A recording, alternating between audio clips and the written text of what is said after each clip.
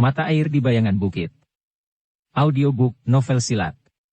Cerita, Esa Mintarja. Bab 40. Ibu Darwerdi itu memang tidak akan dapat menolak apapun alasannya sehingga ia tidak dapat menolak untuk meninggalkan Lumban karena ayah angkatnya itu memaksa. Karena itulah, maka diantar oleh seorang cantrik, Ibu Darwerdi itu meninggalkan padepokan malam itu juga, menuju ke sebuah padukuhan yang tidak terlalu jauh, yang nampaknya memang sudah dipersiapkan. Sebuah rumah yang kecil telah menerimanya. Bahkan rumah itu seolah-olah adalah rumah yang kosong meskipun nampak tidak kotor dan perabotnya tersusun rapi. "Silahkan Nyai menunggu di sini," berkata cantrik itu. "Aku akan ditinggalkan di sini seorang diri," bertanya perempuan itu. "Tidak Nyai, aku akan berada di sini. Tetapi karena perkembangan keadaan yang mungkin akan menjadi gawat, maka aku akan mengawasi keadaan di luar rumah." "Aku akan berada di Serambi," jawab cantrik itu. Ibu Darwerdi tidak menjawab. Tetapi rasa-rasanya ia tidak akan betah tinggal di rumah itu, sementara anaknya berada dalam keadaan yang tidak menentu. Selebihnya, kegelisahannya pun meningkat jika ia sadar bahwa Pangeran Senawasesa di hari berikutnya akan datang ke padepokan ayah angkatnya itu. Apalagi seolah-olah tabiat dan sifat ayah angkatnya itu tiba-tiba saja telah berubah pada saat-saat terakhir. Ketika cantrik itu meninggalkannya, dan kemudian terdengar derit amben bambu di Serambi, maka perempuan itu pun mengetahui bahwa cantrik itu memang berada di Serambi. Sejenak perempuan itu duduk di sebuah amben yang besar di ruang dalam. Dipandanginya 3 pintu sentong yang menganga. Tidak ada perabot apapun di dalam ketiga sentong itu. Hanya di sentong tengah terdapat sebuah lampu yang menyala. "Tentu rumah ini bukan rumah yang benar-benar kosong," berkata perempuan itu. Dengan hati-hati ia pun kemudian bangkit dan melangkah ke sentong tengah. Tetapi ia memang tidak menjumpai sesuatu. Kemudian, ia pun berjalan ke pintu butulan. Dilihatnya sebuah longkangan di luar pintu. Di sebelah longkangan adalah kelanjutan dari gandok yang tidak begitu besar, tetapi dinding yang menghubungkan rumah itu dengan gandok tidak terdapat sebuah seket heng. Perlahan-lahan perempuan itu turun ke longkangan. Namun pintu gandok itu ternyata tidak dapat dibukanya. Sementara itu pintu longkangan yang menghubungkannya dengan longkangan belakang dan rumah di bagian belakang dan dapur pun tertutup rapat. Meskipun ia tidak melihat selarak yang menyilang, tetapi ternyata bahwa ia tidak dapat membuka pintu itu. Sekali lagi perempuan itu merenungi rumah kecil itu. Ia pun kemudian yakin bahwa rumah itu benar-benar telah dipersiapkan sebagai suatu tempat yang akan menyimpannya, sehingga ia tidak akan mungkin dapat keluar. Tetapi masih ada jalan, desisnya, memanjat dinding penyekat longkangan ini. Tetapi perempuan itu tidak akan mungkin dapat memanjat dinding yang terbuat dari potongan bambu utuh yang berjajar rapat dan apalagi ujungnya diruncingkan. Perempuan itu menarik nafas dalam-dalam. Namun akhirnya ia harus menerima kenyataan itu. Rumah itu adalah sebuah penjara yang diperuntukkan baginya, menjelang kehadiran anaknya dan Pangeran Sanawasesa yang tidak diketahui dengan pasti keadaannya. Karena itu, maka Ibu Darwerdi itu pun kemudian kembali ke ruang tengah dan duduk di amben yang besar merenungi keadaannya. Lampu minyak di dinding berkeredipan disentuh oleh angin yang menembus celah-celah dinding bambu rumah kecil itu. Dalam pada itu, di padepokan seorang yang oleh Darwerdi disebut Pamotan Galih tengah berbincang dengan 2 orang saudara seperguruannya. Nampaknya mereka tengah berbicara dengan sungguh-sungguh tentang rencana orang yang disebut Pamotan Galih itu. "Kakang," berkata salah seorang dari kedua adik seperguruannya, "Kakang masih saja membingungkan kami. Aku tidak tahu, apakah yang Kakang kehendaki sebenarnya. Kadang-kadang aku melihat Kakang seolah-olah telah benar-benar menghindar dari segala nafsu duniawi. Namun kadang-kadang picu melihat Kakang memiliki keinginan yang tidak terbatas. Dan sekarang aku tidak tahu, apakah yang sebenarnya Kakang kehendaki." "Kau tidak usah membuat kepalamu menjadi pening tentang sifat dan watakku," jawab Pamotan Galih, "yang penting sekarang, bantulah aku. Aku akan berusaha untuk menyelesaikan persoalan ini dengan baik. Tetapi jika perlu maka kau berdua dan murid-muridmu yang kebetulan kau bawa, harus bersedia melakukan sebagaimana aku maksudkan." "Maksud Kakang, mungkin akan terjadi kekerasan di sini?" bertanya adiknya yang lain. "Hal itu mungkin sekali terjadi," jawab Pamotan Galih, "sudah barang tentu kita tidak akan menyerahkan diri kita ke dalam kesulitan. Kakang, berkata salah seorang adik seperguruannya, apakah yang sebenarnya Kakang kehendaki sehingga Kakang seakan-akan telah mengorbankan pribadi dan harga diri Kakang selama ini? Adik-adikku, berkata Pamotan Galih. Bukankah kau tahu siapakah aku sebenarnya? Seharusnya kalian tidak menjadi bingung menanggapi persoalan ini. Kakang, jawab salah seorang adiknya, aku memang tahu, bahwa pada suatu saat Kakang adalah orang yang paling ganas. Kemudian Kakang telah menemukan satu dunia yang berbeda dari dunia Kakang yang terdahulu karena Kakang mengalami berbagai keadaan yang seakan-akan dapat merubah sifat dan watak Kakang. Hal itu sudah berlangsung berpuluh tahun. Namun tiba-tiba aku melihat perubahan itu lagi. Tiba-tiba saja Pamotan Galih itu tertawa. Katanya, baiklah. Aku memang tiba-tiba berubah. Tetapi ada istilah yang lebih baik dari itu. Tiba-tiba aku telah pulih kembali seperti sedia kala. Kedua adik seperguruannya saling berpandangan sejenak. Namun sebelum mereka mengatakan sesuatu, Pamotan Galih telah berkata, jangan berlagak seperti seorang suci. Bukankah kalian menghendaki aku seperti itu? Selama ini kita kadang-kadang tidak sependapat, dan bahkan kadang-kadang kita sering bertengkar karena aku berusaha mencegah kalian melakukan tindakan-tindakan yang kurang sesuai dengan sikap hidupku. Tetapi mudah-mudahan untuk seterusnya kita selalu berjalan beriring. Aku tidak akan lagi mencela sikap dan jalan hidupmu. Apalagi setelah persoalanku dengan pangeran itu selesai. Maka aku berjanji, bahwa aku tidak akan mengganggu kalian. Kau membingungkan kami Kakang, berkata salah seorang dari kedua adiknya, ketika kami berdua berusaha menelusuri kebenaran jalan kehidupan, yang selama ini kau ajarkan kepada kami, maka kau sendiri menjadi berubah seperti itu. Kalian memang bodoh, jawab Pamotan Galih, tetapi sebaiknya kalian tidak usah berpikir lagi. Persoalanku dengan Pangeran Senawasesa menyangkut banyak segi. Kalian tidak usah mengetahui sampai mendasar. Aku memerlukan bantuanmu apabila keadaan memaksa. Aku tidak akan melupakan jasamu. Tetapi Kakang belum pernah mengatakan kepadaku, persoalan apakah yang kau hadapi dengan pangeran yang kau sebut-sebut itu, bertanya salah seorang adik seperguruannya. Pamotan Galih tertawa. Katanya, persoalan itu sendiri bukan persoalan yang besar. Tetapi nanti kau akan mengetahuinya yang paling menyakiti hati, sudah tentu sikap pangeran itu sendiri. Dan nanti, apabila hari menjadi siang, pangeran itu akan datang dengan beberapa orang kawannya. Aku kurang tahu, apakah mereka ingin mempersoalkan masalah di antara kami dengan kasar, atau mereka dapat menyelesaikan dengan baik. Dan aku pun tidak tahu, kekuatan apa sajakah yang dibawanya kemari. Tetapi aku masih yakin, seandainya aku harus berhadapan sendiri dengan pangeran itu, aku akan dengan mudah menguasainya. Pangeran itu tentu tidak dengan bodoh memasuki kandang harimau jika ia tahu Kakang mempunyai kekuatan untuk melawannya jika perlu, jawab adik seperguruannya yang lain, karena itu kehadirannya tentu sudah diperhitungkan. Aku kira ia tidak sempat menghitung-hitung dengan cermat. Ada persoalan yang telah terjadi atasnya sebelum aku melihatnya berada di daerah sepasang bukit mati, jawab Pamotan Galih, karena kehadirannya agaknya memang tidak terlalu mendebarkan. Namun bagaimanapun juga, kita tidak boleh kehilangan kewaspadaan. Kedua adik seperguruannya menarik nafas dalam-dalam. Mereka menjadi bingung menghadapi kakak seperguruannya yang pada masa-masa terakhir telah nampak berubah dan bahkan ia lebih senang menyebut dirinya dengan nama Pamotan Galih dari nama yang mereka kenal sebelumnya, Ajar Macan Kuning. Bahkan nama yang lebih dahulu dipakainya pun sudah hampir tidak pernah diucapkannya. Ajar Cinde Kuning, namun dengan perubahan yang terjadi itu, apakah ia akan kembali menyebut dirinya Macan Kuning atau justru dengan nama lain lagi? Namun kedua adik seperguruan Pamotan Galih itu tidak dapat ingkar. Bagaimanapun juga ada keterikatan antara mereka, karena mereka telah menyadap ilmu dari perguruan yang sama. Meskipun kadang-kadang mereka berbeda pendirian dan sikap hidup, tetapi Pamotan Galih telah dengan terus terang minta bantuan mereka, sedangkan kedua adik seperguruannya itu tahu, bahwa Pamotan Galih adalah orang yang memiliki ilmu yang jarang ada bandinginya.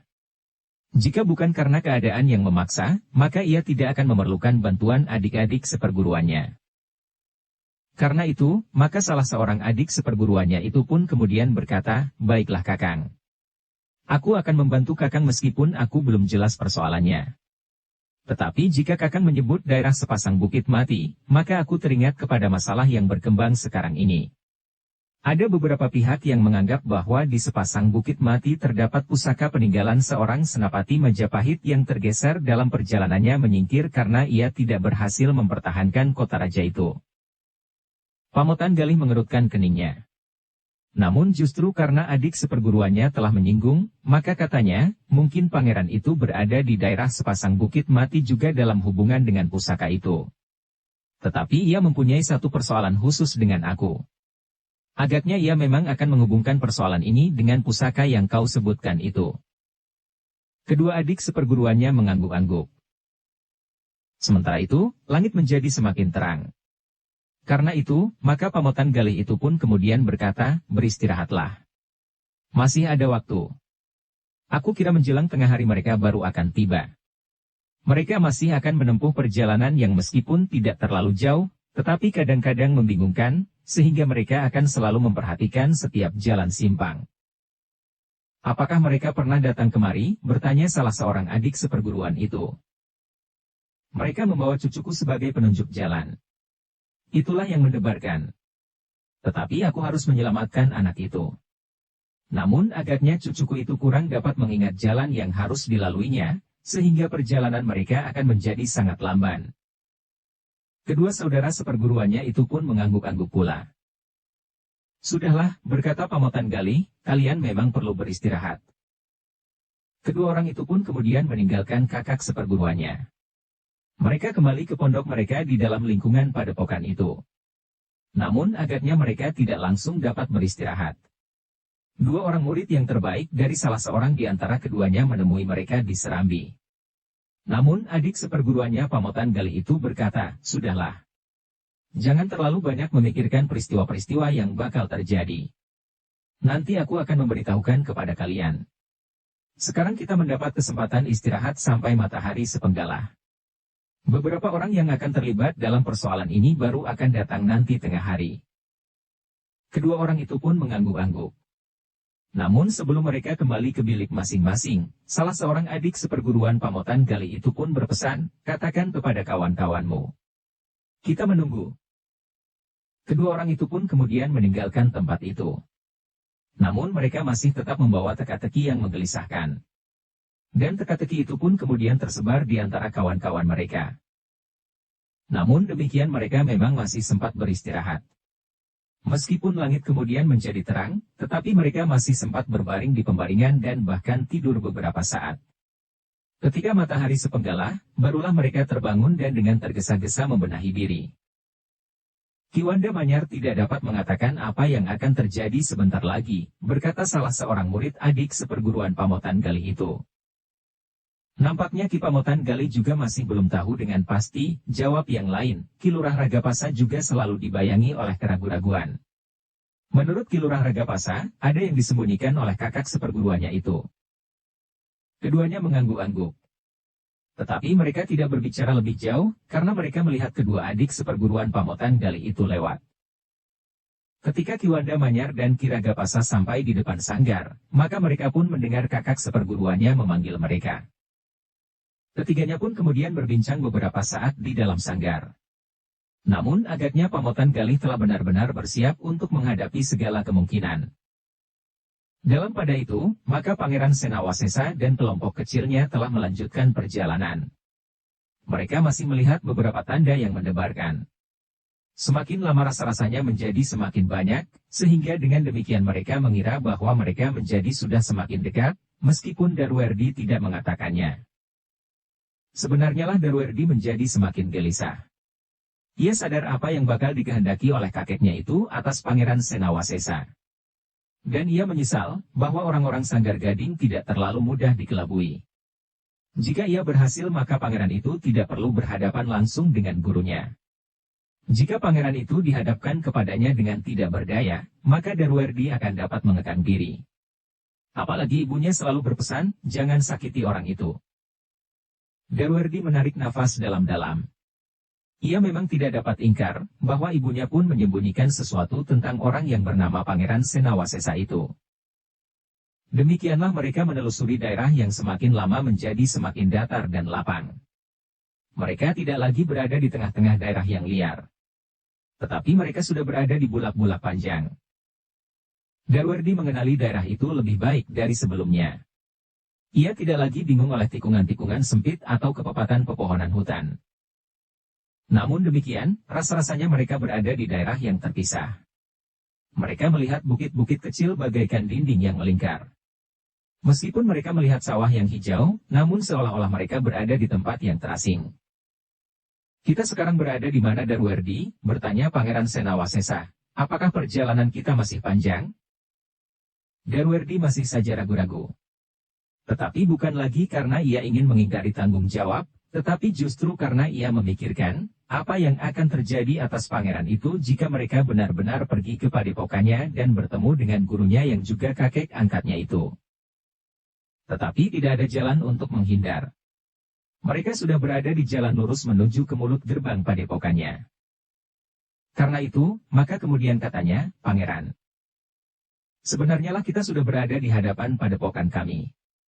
Padepokan kami memang memilih tempat di antara pebukitan, dan sawah yang terhampar ini adalah sawah yang dikerjakan oleh para cantrik. Karena itu, maka daerah ini serasa lain dengan daerah padukuhan-padukuhan lainnya." Pangeran Senawasesa mengangguk-angguk.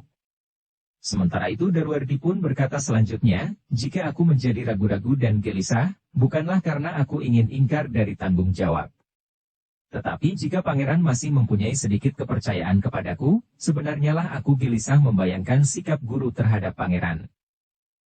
"Apakah kira-kira yang akan dilakukan?" bertanya Pangeran Senawasesa. "Aku kira pangeran sudah mengetahui. Tidak ada 2 atau 3 orang yang tahu pasti tentang keadaan di daerah sepasang bukit mati itu selain Pangeran Senawasesa," berkata Darwerdi. "Menurut dugaan gurumu," potong Pangeran Senawasesa. Kemudian, "Tetapi baiklah. Karena itu aku akan menemuinya." Mengatakan apa yang sebenarnya ada di daerah sepasang bukit mati itu. Wajah Darwerdi nampak tegang. Namun kemudian sambil menarik nafas dalam-dalam ia berkata, "Mudah-mudahan pangeran dapat meyakinkannya seperti yang ingin pangeran katakan. Tetapi aku kira pangeran sudah menduga apa yang akan pangeran hadapi." Pangeran itu mengangguk-angguk, ia memang melihat kecemasan yang semakin mencengkam jantung Darwerdi.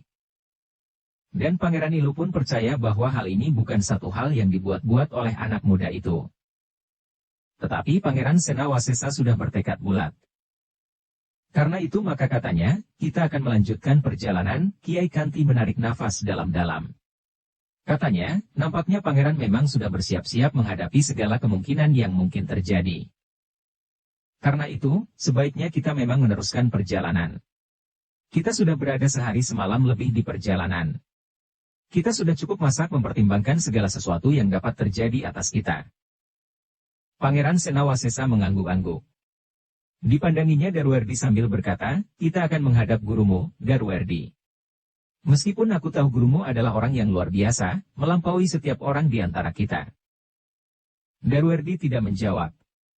Baginya, terbayang sesuatu yang akan sangat mendebarkan. Tetapi ia tidak akan mampu mencegahnya. Demikianlah, maka iring-iringan kecil itu menjadi semakin dekat dengan padepokan Pamotan Galih. Tidak ada lagi yang membingungkan Darwerdi. Jalan sudah menjelujur lurus di hadapannya. Ketika Darwerdi memandang regol padepokannya, jantungnya serasa semakin cepat mengalir. Ia tahu, gurunya adalah orang yang baik. Tetapi menurut gurunya, menghadapi Pangeran Senawasesa ia harus tegas. Ada keraguan-raguan Darwerdi atas pengenalannya terhadap pangeran itu. Apakah mungkin orang yang memiliki watak dan sifat seperti Pangeran Senawasesa itu telah dengan semena-mena membunuh seseorang?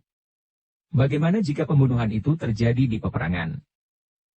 Sejenak kemudian, maka iring-iringan itu sudah berhenti di depan regol. Darwerdi berdiri tegak dengan jantung yang berdebaran. Namun akhirnya ia pun perlahan-lahan mendorong pintu regol yang hanya sedikit saya terbuka. Tetapi Darwerdi terkejut ketika pintu itu terbuka. Ternyata ia melihat beberapa orang berdiri di pinggir halaman depan padepokannya. Beberapa orang yang belum dikenalnya. Sejenak Darwerdi termangu-mangu. Tetapi ia menjadi semakin pasti, apa yang akan terjadi.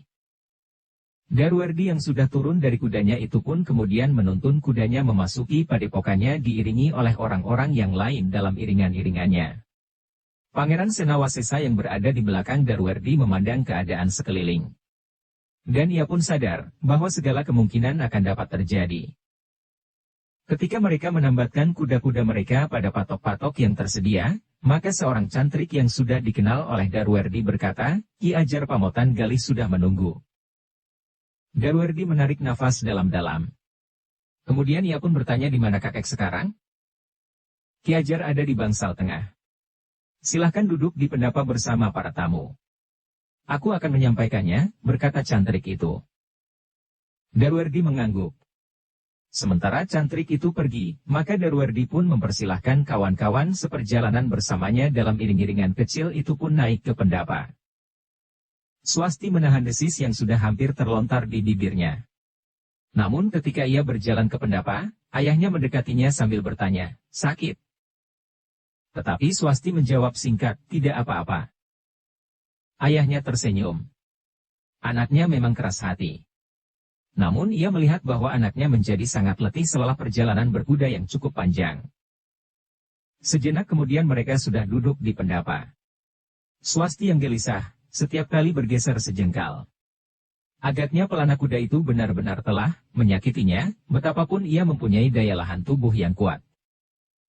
"Silahkan duduk," berkata Darwerdi, "aku akan menghadap guru di bangsal tengah." Pangeran Senawasesa mengangguk. Katanya, "Silahkan. Tetapi aku minta, kalian tidak membiarkan kami terlalu lama menunggu di sini." Darwerdi mengangguk, jawabnya, "Baik pangeran. Aku akan segera minta kakek menemui pangeran dan kita semuanya."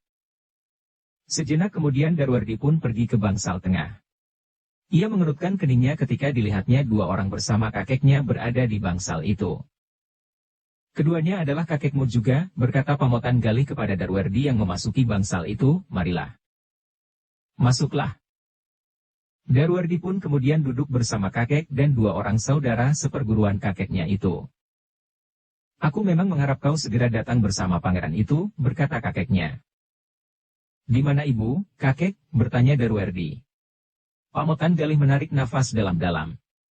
Katanya, "Ibumu memang bersamaku. Bukankah orang yang menunggu pondok yang kau pergunakan di Lumban itu mengatakannya?" "Ya. Justru karena itu," sahut Darwerdi, "kakek membawa ibu dengan agak memaksa. Agaknya ibu masih ingin berada di Lumban." Pamotan Galih tersenyum. Katanya, "Ibumu kurang tanggap terhadap keadaan yang sedang kau hadapi." "Tetapi kakek tidak berbuat sesuatu atasku. Bahkan kakek telah membawa ibu pergi," sahut Darwerdi. Ki Ajar Pamotan Galih tertawa pendek. Katanya, "Jangan salah mengerti Darwerdi. Aku melihat apa yang terjadi di atas bukit. Kakek melihat beberapa orang yang mungkin akan melibatkan diri. Tetapi apakah kakek pasti bahwa mereka memang akan menolong aku?" bertanya Darwerdi. "Perhitunganku tidak pernah salah. Dan kali ini pun perhitunganku tidak salah. Mereka membawamu datang ke padepokan ini," jawab Ki Ajar Pamotan Galih. "Coba bayangkan, jika ibumu masih berada di Lumban, maka kau akan mengalami kesulitan, karena kau masih harus memikirkan ibumu. Bagaimana, membawanya menyingkir dari Lumban yang tentu masih akan tetap panas karena orang-orang dari kelompok lain yang menganggap bahwa orang-orang Sanggar Gading akan mampu membawa pusaka yang diperebutkan itu. Tetapi aku gagal mempergunakan peti yang kakek berikan itu," desis Darwerdi. "Aku mengerti. Ketika orang gila dari Sanggar Gading itu mengatakan akan melakukan tayuh terhadap pusaka itu, maka aku sudah yakin bahwa ia akan melihat yang sebenarnya tentang pusaka itu," berkata Pamotan Galih. Wajah Darwerdi menegang. Namun kemudian ia pun bertanya sekali lagi, "Di mana ibuku?" "Ia berada di tempat yang paling aman. Aku tidak ingin melihat ibumu menjadi gelisah, ketakutan dan cemas. Karena itu aku bawa ibumu ke tempat yang tidak akan dapat diganggu oleh persoalan yang tidak banyak dimengertinya ini," jawab Ajar Pamotan Galih. Darwerdi termangu-mangu sejenak, ia tidak begitu mengerti apa yang sebenarnya dikehendaki oleh gurunya yang sekaligus mengambilnya sebagai cucunya itu. Sementara itu, kakeknya itu pun berkata selanjutnya, "Di sini kita akan membuat penyelesaian dengan tuntas. Jika aku semula tidak berhubungan dengan orang-orang Sanggar Gading, tetapi dengan orang-orang Pusparuri yang sudah mengenalmu sebelumnya, mungkin persoalannya akan berbeda. Apalagi dengan orang-orang Gunung Kunir. Di antara mereka tidak terdapat seorang pun yang mempunyai kemampuan pengamatan yang tajam seperti orang yang gila disebut yang mulia itu. Tetapi bukankah yang penting siapapun yang dapat menyerahkan pangeran itu, jawab Darwerdi. Itulah kesalahanku yang utama. Aku mengira semula bahwa kau akan tetap berhubungan dengan orang-orang Pusparuri, orang-orang yang paling kau kenal di antara orang-orang tamak itu. Ternyata kau berhubungan dengan orang-orang Sanggar Gading yang justru berhasil lebih dahulu. Ternyata perhitungan kakek sekali-sekali salah, desis Darwerdi, bukankah dalam hal ini kakek keliru? Kekeliruannya tidak terletak padaku. Tetapi pada keadaanmu, karena aku tidak ingin menyebut kebodohanmu, jawab kakeknya, tetapi sudahlah. Bagaimanapun juga kau telah berhasil membawa pangeran itu kepadaku. Bukan aku membawanya kepada kakek, jawab Darwerdi, pangeran itulah yang membawaku kepada kakek sekarang ini. Ajar Pamotan Galih tertawa. Katanya, apapun yang terjadi, tetapi pangeran itu sudah memasuki padepokan ini. Nah, baiklah. Bukankah kau akan minta kepadaku untuk menemuinya? Tentu kakek. Tetapi di mana ibuku? Jika ibu kakek tempatkan di tempat yang tidak akan dapat diganggu oleh persoalan apapun juga, apakah aku dapat menemuinya? Bertanya Darwerdi. Wajah Pamotan Galih berkerut. Dengan heran ia justru bertanya, kenapa tidak? Pertanyaanmu aneh Darwerdi. Bukankah wajar sekali jika kau ingin menemui ibumu? Kenapa kau bertanya begitu? Darwerdi tergagap. Namun ia menjawab juga, kakek tidak mengatakannya di mana ibuku berada. Nampaknya kali ini kakek tidak terbuka lagi bagiku. Oh, Pamotan Galih tersenyum, jangan salah mengerti cucuku. Orang-orang tua selalu berhati-hati. Agaknya karena sikap hati-hatiku itulah yang kau artikan, bahwa aku tidak terbuka lagi bagimu. Aku tidak berubah Darwerdi. Aku adalah kakekku, gurumu dan seorang yang ingin menemukan jalan bagi masa depanmu yang paling gemilang. Darwerdi menarik nafas dalam-dalam. Apapun yang dikatakan oleh kakeknya, namun justru telah memberikan kesan bahwa kakeknya mempunyai sikap yang agak lain. Sejak kakeknya membawanya ke daerah sepasang bukit mati, terasa bahwa sesuatu akan terjadi pada diri kakeknya itu. Namun dalam pada itu, ajar Pamotan Galih itu pun kemudian berkata, sudahlah. Kau harus membantuku kali ini. Aku harap kedua pamanmu itu pun akan berbuat seperti yang kau lakukan. Persoalannya akan menyangkut masa depanmu yang sangat panjang. Aku sudah tua. Betapapun tinggi ilmu yang dapat aku sadap, namun aku tidak akan dapat melawan batas waktuku jika maut datang menjemput. Karena itu, segalanya akan tertuju kepada hari depanmu. Orang tua itu berhenti sejenak, lalu, cucuku. Aku tidak mempunyai keturunan dalam arti yang sebenarnya. Karena itu, aku berharap bahwa kau akan dapat menganggap aku sebagai kakekmu sendiri sebagaimana aku menganggap bahwa kau adalah cucuku sendiri. Darwerdi tidak menjawab. Dipandanginya orang tua yang semakin lama tidak menjadi semakin dikenalnya, tetapi justru semakin asing baginya. Sekarang, aku akan menemui tamu-tamu kita di Pendapa, berkata Pamotan Galih. Lalu katanya kepada dua orang saudara seperguruannya, ikut aku. Aku akan menemui tamu-tamuku yang barangkali tidak akan selalu sependapat dengan keinginanku. Kakek, potong Darwerdi, ternyata yang aku hadapi, berbeda dengan yang pernah aku bayangkan sebelumnya tentang pangeran itu. Nampaknya ia orang baik. Tetapi ia memang seorang pembunuh, berkata ajar Pamotan Galih, itu harus diperhitungkan. Darwerdi menggeleng. Tetapi ia tidak mengatakan sesuatu meskipun ia mengerti serba sedikit apa yang dihadapinya. Pangeran itu dan segalanya yang tersembunyi dalam persoalan yang sebenarnya. Segalanya telah meragukan Darwerdi. Apa yang didengar, dinalar dan yang pernah dikatakan oleh gurunya sebelumnya tentang pangeran itu. Kepura-puraan, alasan yang dibuat-buat, pusaka dan harta benda, dan pembunuhan itu sendiri.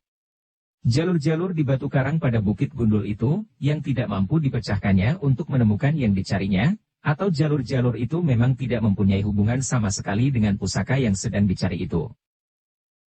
Darwerdi sendiri telah pernah dicengkam oleh nafsu itu sehingga nalarnya menjadi kabur. Tetapi kemudian peristiwa yang terakhir telah mengembangkan rasa dan nalarnya menghadapi persoalan itu ketika ia siap untuk melakukan segala macam rencananya di Bukit Gundul. Ia mendapat beberapa petunjuk dari gurunya.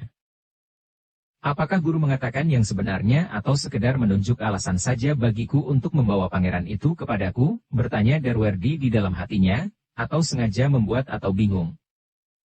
Dalam gejolak jiwa itu, ia tidak lagi dapat melihat dan mengingat apa yang pernah terjadi, pernah dibisikkan oleh gurunya dan yang mana yang telah dibuat-buatnya sendiri. Darwerdi terenyak di atas sebuah amben bambu yang besar. Ketika kemudian gurunya hilang di balik pintu, maka ia hanya dapat berdesah. Apakah ada hubungan antara kematian ayahku dengan pusaka dan harta benda itu? Bertanya Darwerdi di dalam hatinya. Namun kemudian, tetapi jika benar ada hubungannya, maka kematian ayahku tentu belum terlalu lama. Tetapi apakah ayahku seorang tidak meninggal? Tetapi Darwerdi tidak dapat meraba-raba terus di dalam kekelaman. Pada suatu saat ia harus mengetahui dengan pasti. Sementara itu, Ki Ajar Pamotan Galih telah keluar dari bangsal tengah. Demikian ia sampai di pendapa, maka suasana pun menjadi tegang sekali. Pangeran Senawasesa, Kiai Kanti dan orang-orang yang duduk di pendapa itu memandang orang yang bernama Pamotan Galih itu dengan jantung yang berdebar-debar. Orang yang pernah dikenalnya bernama Ajar Cinde Kuning, tetapi juga bernama Ajar Macan Kuning. Dua nama yang membawa ciri watak yang sangat berlainan. Dan kini orang itu bernama Ajar Pamotan Galih. Selamat datang di padepokan ini, berkata Ki Ajar Pamotan Galih sambil duduk bersama dengan dua orang saudara seperguruannya. Lalu katanya, aku tidak menyangka bahwa kalian sudi datang berkunjung ke padepokan yang jauh, sepi dan buruk ini. Pangeran Senawasesa menarik nafas dalam-dalam. Sementara itu, maka Kiai Kantilah yang menjawab, sebenarnya lah bahwa kami mengucapkan terima kasih yang tidak terhingga, bahwa kami telah mendapat kesempatan mengunjungi Ki Ajar. Yang menurut cucu Ki Ajar, maka Ki Ajar bernama Ajar Pamotan Galih. Kami, orang-orang yang jauh dari kebijaksanaan, sama sekali tidak menyangka bahwa kami akan mendapat tuntunan dari Ki Ajar dengan ciri-ciri Ki Ajar, untuk datang menghadap ke padepokan ini. Ki Ajar Pamotan Galih mengerutkan keningnya. Dipandanginya orang tua itu sejenak. Kemudian orang tua itu pun tersenyum, Kiai terlalu merendahkan diri. Barangkali dalam mimpi pun aku belum pernah mengenal Kiai. Namaku Kanti. Kiai Kanti. Aku tinggal di sebuah bukit di dekat Padukuhan Lumban. Bukit berhutan yang menjadi pasangan dari Bukit Gundul di daerah sepasang Bukit Mati. Orang tua itu mengangguk-angguk. Katanya, jadi. Kiai juga berada di daerah sepasang Bukit Mati? Ya. Tetapi kami sama sekali tidak menghiraukan arti dari daerah itu. Kami datang ke daerah itu karena daerah kami yang lama telah dilanda oleh banjir dan tanah longsor. Sehingga aku harus mengungsi. Adalah di luar sadar kami, bahwa kami telah sampai di daerah yang bernama Lumban dan kami telah menemukan sebuah bukit kecil berhutan lebat, dan bermata air yang besar, jawab Kiai Kanti. Tetapi Ajar Pamotan Galih itu tertawa. Katanya, bagi orang-orang seperti Kiai ini banjir dan tanah longsor bukan sesuatu yang gegirisi. Kemampuan Kiai tentu akan dapat membuat banjir dan tanah longsor, sehingga daerah pemukiman Kiai hanyut karenanya. Tetapi sebenarnya lah bahwa segalanya itu telah Kiai rencanakan dalam hubungannya dengan daerah sepasang Bukit Mati. Kiai Kanti menarik nafas dalam-dalam. Tetapi sebelum ia menjawab maka Pamotan Galih telah berkata pula, baiklah. Seharusnya aku mempercayai Kiai. Namun aku pun wajib mengucapkan selamat datang kepada seorang pangeran yang telah sudi datang kepada padepokan ini. Terima kasih Ki Ajar, sahut Pangeran Senawasesa, tetapi marilah kita berterus terang. Kita berbicara dengan hati terbuka. Kita adalah orang-orang tua yang tidak perlu lagi berbasa-basi dengan sikap yang pura-pura. Ki Ajar telah menuntun kami dengan pertanda dan ciri-ciri khusus Ki Ajar sehingga kami sampai kepada padepokan ini. Aku yakin, bahwa hal itu bukannya tanpa maksud. Ki Ajar Pamotan Galih mengerutkan keningnya. Katanya, pangeran adalah orang yang aneh. Tidak. Karena di sini Ki Ajarlah yang mengambil sikap mula-mula Ki Ajar mengenal aku, tetapi aku tidak mengenal Ki Ajar sebagaimana Ki Ajar mengenal aku. Aku hanya mengenal Ki Ajar dari ciri-ciri yang pernah menggetarkan jantung kota raja, meskipun dengan nama yang berbeda, berkata Pangeran Senawasesa. Ya. Aku memang sudah mengenal pangeran. Adalah lebih mudah untuk mengenali seorang bangsawan daripada orang kebanyakan seperti aku, sahut Pamotan Galih. sebenarnya lah pangeran agak berbeda dengan para bangsawan lain yang lebih senang kepada sikap basa-basi dan kata-kata manis meskipun hanya warna selapis pada kulitnya.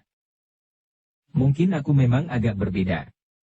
Tetapi marilah, kita berbicara dengan terbuka. Ki Ajar tidak perlu meragukan orang-orang yang datang bersama aku, karena mereka adalah orang-orang yang mempunyai kepentingan seperti aku pula, berkata pangeran itu. Tentu agak berbeda. Orang-orang itu bukan orang-orang yang bersama pangeran sejak semula. Karena itu, mereka mempunyai kepentingan yang berbeda, jawab Pamotan Galih, tetapi baiklah. Aku akan berterus terang. Aku akan berbicara dengan terbuka. Tetapi dengan demikian, akan mempunyai akibat yang khusus. Bahkan juga terhadap kedua paman cucuku itu. Apa maksud Ki Ajar? Bertanya salah seorang paman Darwerdi. Aku mempunyai kepentingan terhadap sesuatu. Karena itu aku memerlukan Pangeran Senawasesa. Aku tidak mau diganggu oleh siapapun juga sebelum aku yakin akan kebenaran dari kepentinganku itu, berkata Pamotan Galih. Orang-orang yang mendengar keterangan itu menjadi berdebar-debar. Nampaknya Pamotan Galih memang tidak sedang bermain-main. Selagi orang-orang itu masih termangu-mangu, maka Pamotan Galih berkata seterusnya, tetapi jika Pangeran Senawasesa berkata dengan jujur, waktu yang aku perlukan tidak terlalu panjang. Apa yang kau maksud Ki Ajar? Bertanya Kiai Kanti. Maaf Kisanak, berkata Ki Ajar Pamotan Galih, aku tidak berkeberatan untuk berterus terang sebagaimana dikehendaki oleh Pangeran Senawasesa. Namun aku terpaksa mohon dengan sangat agar semua orang yang kemudian mendengarkan, tinggal di padepokan ini sampai segalanya dapat aku selesaikan dengan sebaik-baiknya. Tidak, tiba-tiba saja Jelit Heng membantah, tidak seorang pun mempunyai wewenang yang demikian atasku. Pamotan Galih mengerutkan keningnya. Namun kemudian ia tersenyum, sikapmu menarik anak muda, berkata Pamotan Galih, sesuai dengan umurmu. Tentu umurmu tidak terpaut banyak dari cucuku itu. Di mana cucuku? Panggil anak itu. Biarlah ia mendengar pembicaraan kita dengan tamu-tamu kita, karena ia pun akan ikut bertanggung jawab. Salah seorang adik seperguruan Pamotan Galih itu pun kemudian memanggil Darwerdi yang duduk dengan gelisah di ruang dalam. Namun ia tidak dapat menolak. Karena itu, maka ia pun dengan langkah yang berat telah pergi ke pendapa dan duduk bersama dengan orang-orang yang membuatnya menjadi bingung. Dalam pada itu, Pamotan Galih sambil tertawa pendek berkata, nah, kita akan berbicara dengan terbuka cucuku. Kau sudah cukup banyak mengetahui, tetapi kau pun harus mendengarkan pembicaraan ini. Aku akan mendengarkan. Tetapi aku pun bebas menentukan sikapku sendiri, berkata Jelit Heng pula. Ki Ajar tertawa pula. Jawabnya, kau sudah memasuki padepokanku, kau tidak dapat ingkar terhadap keputusanku. Jelit Heng masih akan menyahut. Tetapi rahu telah menggamitnya, sehingga kata-kata yang sudah sampai di tenggorokan itu pun telah ditelannya kembali. Pangeran, berkata Ki Ajar Pamotan Galih, semuanya memang sudah jelas. Jelas bagiku dan jelas bagi pangeran. Sebenarnya tidak ada yang harus aku katakan lagi. Pangeranlah yang harus mengatakannya kepadaku. Di manakah pusaka itu, dan apakah yang harus aku pelajari kemudian? Jalur-jalur yang akan aku lihat pada peti tempat pusaka itu, atau pada rontal yang tersendiri, atau guratan air di atas bukit gundul itu. Pangeran Senawasesa mengangguk kecil. Katanya, kau benar Ki Ajar. Sebenarnya lah bahwa aku sudah memperhitungkannya, bahwa aku akan berhadapan dengan seseorang yang akan bertanya tentang pusaka itu. Sehingga aku pun sudah menduga, bahwa alasan yang sampai kepadaku pada saat aku ditangkap bahwa aku telah membunuh ayah cucumu itu hanyalah sekedar dongeng belaka. Pangeran, berkata Ajar Pamotan Galih, jangan berkata demikian. Persoalan pribadi itu pun bukan cerita yang aku sadap dari angan-angan. Tetapi biarlah kita kesampingkan dahulu masalah pribadi itu. Aku ingin segera mendengar jawaban pangeran tentang pusaka yang mempunyai kekuatan gaib itu. Hanya pusaka itu saja, bertanya Pangeran Senawasesa. Jangan seperti anak-anak pangeran. Persoalannya adalah sungguh-sungguh. Aku mohon pangeran menjawabnya dengan sungguh-sungguh pula, berkata Pamotan Galih. Pangeran Senawasesa menarik nafas dalam-dalam. Dipandanginya Ajar Pamotan Galih dengan saksama. Seolah-olah ia ingin melihat, apakah benar seperti yang didengarnya, bahwa orang ini tidak akan dapat dilawan dalam olah kanuragan. Orang yang pernah disebut Ajar Cinde Kuning tetapi juga pernah menamakan diri Ajar Macan Kuning itu adalah orang yang mumpuni segala macam ilmu lahir dan batin. Aku tidak sabar lagi pangeran, berkata Ajar Pamotan Galih, karena itu, aku mohon pangeran segera mengatakannya, sebelum aku akan menjamu pangeran dan kawan-kawan pangeran dengan hidangan dalam bujana yang besar hari ini. Pangeran itu masih berdiam diri. Karena itu, maka Ajar Pamotan Galih itu pun berkata pula, tetapi jika pangeran ternyata mempunyai sikap lain, maka bujana yang sudah aku persiapkan akan segera berubah. Bukan saja bujana yang sudah aku persiapkan akan segera berubah. Bukan saja wujudnya, tetapi juga maknanya. Pangeran Senawasesa menarik nafas dalam-dalam. Namun kemudian katanya, Ki Ajar. Aku sudah mendengar sebagaimana kau katakan. Aku sudah menduga, bahwa kau tentu menganggap bahwa aku adalah satu-satunya orang yang mengetahui tentang pusaka itu. Karena itu kau coba mengambil langkah yang paling mudah. Kau umpankan sebuah pusaka palsu. Siapa yang dapat membawa aku kepada cucumu, maka ialah yang akan mendapat pusaka yang kau palsukan itu. Kenapa hal itu masih juga pangeran ulang, sahut Ajar Pamotan Galih, kita semuanya sudah mengetahuinya. Yang aku harapkan dari pangeran sekarang ini adalah pengakuan pangeran bahwa pangeran mengetahui dengan pasti tentang pusaka itu. Kemudian kita akan bersama-sama pergi ke daerah sepasang bukit mati. Biarlah orang-orang lain tinggal di sini. Mau atau tidak mau, karena aku mempunyai kekuatan untuk memaksa mereka tinggal, atau melenyapkan mereka sama sekali. Jangan terlalu kasar Ki Ajar, jawab pangeran itu, aku tahu bahwa kau akan dapat melakukannya. Tetapi apakah yang kau lakukan itu sudah sewajarnya harus demikian? Untuk mendapatkan sesuatu yang besar, maka korban tidak akan pernah aku perhitungkan. Apalagi korban itu bukan dari lingkunganku sendiri, berkata Pamotan Galih. Ki Ajar, berkata Pangeran Senawasesa, dengan siapa sebenarnya aku berhadapan? Menilik sikap Ki Ajar sekarang, ternyata aku berhadapan dengan Ki Ajar Pamotan Galih yang juga Ki Ajar Macan Kuning, bukan Ki Ajar Cinde Kuning. Terdengar Ki Ajar Pamotan Galih tertawa. Katanya, pangeran memang aneh. Sebaiknya pangeran tidak menghiraukan nama yang aku pakai. Nama apapun juga, tidak akan ada bedanya bagi pangeran. Baiklah Ki Ajar. Tetapi ciri yang Ki Ajar tinggalkan itu memang sudah memberitahukan kepadaku, bahwa Ki Ajar memang berwajah rangkap, sahut Pangeran Senawasesa. Sudahlah, berkata Ki Ajar Pamotan Galih, sekarang, katakan. Apakah aku harus pergi ke daerah sepasang bukit mati, atau ke tempat lain? Sementara itu, biarlah kawan-kawan pangeran itu tinggal di sini sampai aku menyelesaikan persoalanku dengan pangeran. Pangeran Senawasesa menggelengkan kepalanya. Katanya, Ki Ajar. Sebenarnya lah bahwa kini tidak ada lagi yang dapat aku katakan kepadamu. Segalanya memang sudah lampau. Jangan bergurau pangeran, desis Ajar Pamotan Galih. Karena itulah, maka aku berkeras untuk menemuimu Ki Ajar. Aku ingin mengatakan hal ini, agar untuk seterusnya Ki Ajar tidak selalu diganggu oleh keinginan itu, jawab Pangeran Senawasesa. Ah, sekian lama aku menunggu kedatangan pangeran. Kini pangeran masih juga sempat bergurau, berkata Ajar Pamotan Galih, dengan menunjukkan ciri-ciri itu, serta bahwa aku telah membawa anak angkatku, serta tuduhan bahwa pangeran telah membunuh ayah cucuku, aku yakin bahwa pangeran akan datang kemari. Sebaiknya pangeran berterus terang. Meskipun pangeran datang dengan beberapa orang kawan yang pilih tanding, yang barangkali ada juga niat pangeran justru untuk menangkap aku, namun sebaiknya hal itu pangeran lupakan saja. Di sini terhimpun kekuatan yang tidak akan dapat pangeran atasi. Ki Ajar, berkata Pangeran Senawasesa, aku memang tidak akan berhasil lagi. Segalanya sudah lampau. Karena itu, tidak ada gunanya bagiku untuk ingkar. Aku telah menyerahkan segalanya kepada Sultan di Demak. 2 orang petugas khususnya telah datang untuk menyelesaikan segala masalah. Dan aku pun telah meyakinkan langsung, bahwa Sultan memang sudah menerimanya. Jangan bercerita seperti kepada anak-anak, sahut Ajar Pamotan Galih, pangeran harus berkata terus terang. Bawa aku kemana yang seharusnya. Dengan demikian pangeran tidak akan mengalami perlakuan kasar di sini.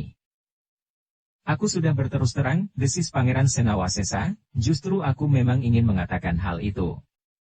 Jika kau tidak percaya, aku dapat mengantarkanmu menghadap Sultan untuk meyakinkan apa yang telah aku katakan itu. Jangan menganggap aku gila pangeran, jawab Pamotan Galih, jika aku memasuki istana Demak, berarti aku menyerahkan nyawaku tanpa arti sama sekali. Sebaliknya jika pangeran tetap berkeras, maka yang akan terjadi adalah sebaliknya. Pangeranlah yang akan mati tanpa arti sama sekali di padepokan ini. Kau juga menganggap aku anak-anak Ki Ajar, jawab Pangeran Senawasesa, kau sangka bahwa aku takut mati?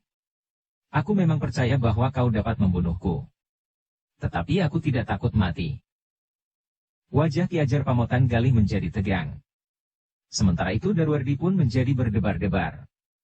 Wajah kakeknya itu sangat membuatnya cemas. Namun dalam pada itu, bukan saja Pamotan Galih yang terkejut dan bahkan kemudian tidak percaya bahwa yang dikehendakinya itu sudah berada di tangan Suitan Demak. Tetapi Jlit Heng dan Rahu pun telah terkejut pula. Rahu merasa belum pernah mendengar bahwa Sultan di Demak telah menerima sebuah pusaka dengan segala kelengkapannya dari seseorang, siapapun orang itu. Apalagi dalam hubungannya dengan pusaka dan bekal yang telah disimpan untuk menumbuhkan kembali satu kekuasaan kelanjutan dari Majapahit yang runtuh itu. Namun Rahu pun menduga bahwa Pangeran Senawasesa memang tidak akan dengan mudah mengatakannya jika memang ia mengetahui. Namun menilik pembicaraan itu, maka agaknya Pangeran Senawasesa memang mengetahui dengan pasti akan pusaka itu. Sementara Ki Ajar Pamotan Galih pun yakin bahwa Pangeran Senawasesa mengetahuinya. Bahkan bagi Ki Ajar, pangeran itu adalah satu-satunya orang yang mengetahuinya, sehingga sebenarnya lah bahwa usaha Darwerdi menangkap pangeran itu adalah dalam hubungannya dengan pusaka yang diperebutkan lepas dari persoalan pribadi, kematian ayah Darwerdi, namun yang menurut Ki Ajar, persoalan pribadi itu pun ada pula di antara mereka. Jiteng pun menjadi semakin jelas menghadapi persoalan antara Pangeran Senawasesa dan Ajar Pamotan Galih itu. Ia merasa beruntung dapat mengikuti persoalan itu lebih jauh, karena ia mengikuti perjalanan Pangeran Senawasesa dan Darwerdi, meskipun hal itu akan dapat menjeratnya ke dalam satu bahaya. Ajar ini tentu memiliki pengamatan yang luas tentang pusaka itu, berkata Jlit Heng di dalam hatinya, ternyata ia mengetahui bahwa Pangeran Senawasesa adalah satu-satunya atau mungkin juga salah satu dari orang-orang yang mengetahui dengan pasti masalah pusaka itu. Namun jika pangeran itu tetap ingkar, maka akan terjadi kekerasan di sini.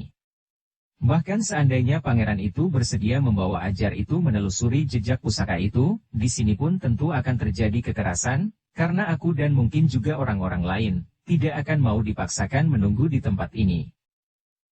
Namun demikian untuk beberapa saat Jlit Heng masih tetap menunggu. Sekilatan ia berusaha menatap wajah Rahu, kedua paman Darwerdi dan juga Swasti. Tetapi ia tidak menemukan kesan apapun juga di wajah-wajah yang tegang itu, kecuali kegelisahan. Hanya Kiai Kanti sajalah yang tampak tenang. Meskipun dengan demikian Jlit Heng sama sekali tidak tahu, apa yang tersimpan di dalam hatinya. Dalam pada itu, Ki Ajar Pamotan Galih pun berkata, Pangeran, aku mohon Pangeran jangan berkeras hati. Pangeran tidak mempunyai pilihan sama sekali. Mungkin pangeran tidak takut mati, tetapi anak-anak muda itu sebaiknya masih mengharap hari depan yang lebih baik dari hari-harinya sekarang. Apalagi mati. Pangeran Senawasesa menarik nafas dalam-dalam. Kemudian katanya dengan tenang, Ki Ajar Pamotan Galih. Bahwa aku sudah dengan susah payah menelusuri jalan menuju ke padepokan ini adalah karena aku memang ingin mengatakan kepadamu, agar usaha untuk memburu pusaka itu dihentikan. Aku akan mengatakan kepada siapapun juga di seluruh daerah kekuasaan Demak, bahwa memburu pusaka itu tidak akan ada gunanya karena pusaka itu sudah kembali ke perbendaharaan pusaka Istana Demak. Semua teka-teki di sekitar pusaka itu telah dipecahkan oleh para ahli, termasuk aku sendiri, karena aku tidak ingkar bahwa akulah yang paling banyak mengetahui. Karena itu, aku harap kau percaya Ki Ajar. Seandainya sampai saat ini, pusaka itu masih belum kembali ke Demak, maka mungkin aku sudah berubah pikiran. Mungkin aku tidak akan dengan sukarela menyerahkannya karena kesetiaanku dan rasa pengabdianku kepada Demak. Jangan omong kosong pangeran, tiba-tiba Ki Ajar memotong, aku menunggu pangeran untuk waktu yang lama. Balikan aku sudah memasang jerat untuk mengambil pangeran tanpa memasuki istana pangeran yang tentu dijaga kuat oleh para pengawal khusus justru karena pangeran adalah orang yang mengetahui tentang pusaka dan harta benda yang tidak terhitung jumlahnya itu. Sekarang di sini pangeran ingin membual dan seolah-olah pangeran sama sekali tidak mengerti sesuatu tentang pusaka itu. Aku tidak ingkar. Aku mengakui bahwa aku tahu, sahut pangeran itu, tetapi semuanya sudah berlalu. Nah selanjutnya terserah kepadamu ajar pamotan galih yang juga disebut ajar macan kuning. Apapun yang ingin kau lakukan lakukanlah. Aku sudah mengaku bahwa aku tidak akan dapat menandingi ilmumu. Adalah sia-sia jika aku melawanmu. Setan alas, ajar pamotan galih menjadi sangat marah. Aku akan memaksa berbicara. Di halaman terdapat banyak orang yang memiliki ilmu tinggi. Kedua adik seperguruanku ini memiliki ilmu hampir seperti aku sendiri. Nah, apa katamu? Kau akan memamerkan ilmu orang-orang yang tidak berarti yang kau bawa kemari itu? Sudah aku katakan. Aku tidak akan melawan. Jika kau ingin membunuh aku, kau tentu dapat melakukannya. Tetapi jangan orang-orang lain yang tidak tahu artinya sama sekali, berkata Pangeran Senawasesa itu. Lalu, namun aku sudah merasa bahwa tugasku selesai atas pusaka dan harta benda itu, karena semuanya telah kembali ke istana, dan dipergunakan sesuai dengan pesan yang aku terima, bahwa pusaka dan harta itu harus dipergunakan bagi perkembangan negeri ini sebagaimana kejayaan Majapahit pada masa lalu itu. Meskipun Demak belum setingkat dengan Majapahit, tetapi usaha untuk itu selalu dilakukan. Ki Ajar Pamotan Galih, nampaknya sudah kehilangan kesabarannya. Wajahnya menjadi merah padam, sementara orang-orang yang berada di pendapa itu menjadi berdebar-debar. Tiba-tiba saja mereka mendengar seolah-olah Ki Ajar itu menggeram sebagaimana seekor harimau yang sedang marah. Aku pasti sekarang, berkata pangeran itu di dalam hatinya, aku berhadapan dengan Ajar Macan Kuning. Tetapi Ajar itu menggeram dan membentak dengan garangnya, persetan dengan nama-nama yang kau sebut. Kau membuat aku marah pangeran. Seperti yang aku katakan, aku sudah menyiapkan sebuah bujana yang besar. Tetapi karena sikap pangeran, maka bujana itu akan berubah bentuknya dan maknanya. Aku akan memaksa pangeran berbicara dengan caraku. Mungkin pangeran akan dapat bertahan terhadap segala macam siksaan yang aku lakukan di sini. Tetapi aku mempunyai cara sendiri. Aku akan membunuh setiap orang yang datang bersama pangeran sampai pada suatu saat pangeran mengatakan di mana pusaka itu disembunyikan. Gila, geram pangeran itu, kau benar-benar tidak mempunyai jantung dan hati manusia. Aku tidak peduli, jawab Ajar Pamotan Galih, aku akan menangkap kalian seorang demi seorang. Yang kemudian akan aku bunuh di hadapanmu. Biadab, geram Jelit Heng, kau sangka bahwa kami akan menyerahkan hidup kami tanpa berbuat sesuatu. Kemarahan Ajar Macan Kuning memantul di matanya. Katanya, kau adalah orang yang pertama akan mati. Aku tidak peduli, bentuk Jelit Heng hampir berteriak. Sementara itu Rahu pun berkata, Pangeran, apabila telah pasti, bahwa kita akan bertempur, apalagi yang harus ditunggu. Adalah akibat yang wajar dari tugas kita, bahwa pada suatu saat kita akan membentur satu keadaan yang tidak teratasi, sehingga mungkin kita akan terjerat oleh satu peristiwa yang mengerikan yang menimpa diri kita. Tetapi jangan ingkar, bahwa kita adalah laki-laki. Kau yang kedua, teriak Ajar Pamotan Galih. Ki Ajar, berkata pangeran itu kemudian, aku tahu, di sini ada orang-orang yang memiliki kemampuan melampaui kemampuanku. Tetapi sebagaimana kau lihat, bahwa kami tidak akan menyerahkan kematian kami dengan sia-sia. Pangeran harus mengambil sikap, berkata Rahu, nampaknya pangeran sudah berubah. Di atas bukit di daerah sepasang bukit mati, pangeran mengejutkan kami. Karena pangeran yang kami sangka sedang sakit sebagaimana saat pangeran diambil, ternyata pangeran dapat menyelesaikan salah seorang yang paling garang dari lawan-lawan kita. Sekarang, di sini seolah-olah pangeran tidak menentukan sikap apapun juga selain menirukan apa yang kami katakan, pangeran itu justru tersenyum. Katanya, aku sudah tahu dengan pasti kemampuan Ajar Macan Kuning ini. Tetapi baiklah. Aku sependapat, bahwa kita akan mati sebagaimana kita adalah laki-laki. Bukankah begitu Kiai Kanti? Aku sudah bersiap sejak semula pangeran. Bahkan di sepanjang jalan aku sudah memikirkan kemungkinan ini, jawab Kiai Kanti. Karena itu, jika Ajar Pamotan Galih yang juga bergelar Macan Kuning, dan yang sudah benar-benar kehilangan sifat dan wataknya sebagai Ajar Cinde Kuning, ingin memaksakan kehendaknya, apa boleh buat? Semula aku masih mengharap bahwa ia dapat mengerti apa yang pangeran katakan. Tetapi nampaknya tidak sama sekali.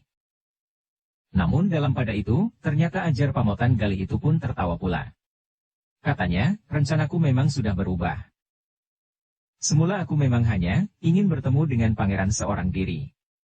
Dengan cara yang ditempuh oleh Darwerdi, maka kesempatanku akan lebih banyak untuk mengorek pengakuannya. Tetapi iblis dari Sanggar Gading itu telah merusak rencanaku. Ia menahan cucuku pada saat ia melakukan tayuh, sehingga anak itu tidak sempat membawa pangeran itu pergi dan sekarang, pangeran datang dengan beberapa orang yang barangkali dianggap pilih tanding. Karena itu pangeran menganggap bahwa ia sudah mempunyai kekuatan cukup untuk mengelakkan diri dari pengetahuannya tentang pusaka dan kelengkapannya. Ajar pamotan Galih itu berhenti sejenak. Namun kemudian katanya, tetapi pangeran tidak akan berhasil, aku akan tetap berhadapan dengan pangeran seorang dengan seorang. Aku tetap ingin mendengar pengakuan pangeran tentang pusaka itu. Sementara itu, biarlah adik-adikku menyisihkan orang-orang yang datang bersama pangeran itu, sehingga pangeran akan tetap sendiri. Aku tidak peduli, apakah yang lain akan dapat bertahan untuk tetap hidup. Atau karena kemarahan yang tidak terkendali adik-adikku akan membunuh mereka, Pangeran Senawasesa menjadi ragu-ragu. Jika benar demikian, maka orang-orang yang tidak langsung terlibat ke dalam persoalan pusaka itu akan ikut menjadi korban, karena Pangeran Senawasesa percaya, menilik pengamatannya yang tajam, bahwa orang-orang yang ada di padepokan itu akan dapat menarik batas antara dirinya dengan orang-orang yang datang bersamanya. Meskipun ia yakin bahwa Kiai Kanti dan orang-orang lain itu tidak akan memperhitungkan keselamatan diri, tetapi sebaiknya mereka tidak menjadi korban dari masalah yang menyangkut diri pangeran itu. Karena itu, maka tiba-tiba pangeran itu berkata, Ki Ajar. Baiklah. Persoalannya memang menyangkut persoalan antara Ki Ajar dan aku, bukankah sejak semula Ki Ajar ingin berhadapan dengan aku sendiri? Karena itu baiklah, kita menganggap bahwa orang-orang lain itu tidak ada. Yang ada di sini adalah aku dan Ki Ajar. Nah, apa yang Ki Ajar kehendaki? Perang tanding, atau Ki Ajar akan membunuhku? Atau apa? Persetan, geram Ki Ajar, aku perlu keterangan itu. Sudah aku katakan. Tidak ada yang dapat aku katakan selain yang sudah aku katakan. Apapun yang akan kau lakukan, jawab pangeran itu tegas. Ki Ajar pun kemudian tidak sabar lagi. Karena itu, maka katanya, aku memang memerlukan pangeran seorang diri. Aku memang akan menantangmu berperang tanding. Aku terima tantanganmu Ki Ajar, jawab pangeran itu. Tetapi dengan taruhan, berkata Ki Ajar, jika kau kalah, kau harus mengatakan yang sesungguhnya tentang pusaka itu. Bersambung ke bab 41. Dukung kami dengan subscribe, follow, like, komen dan share. Terima kasih.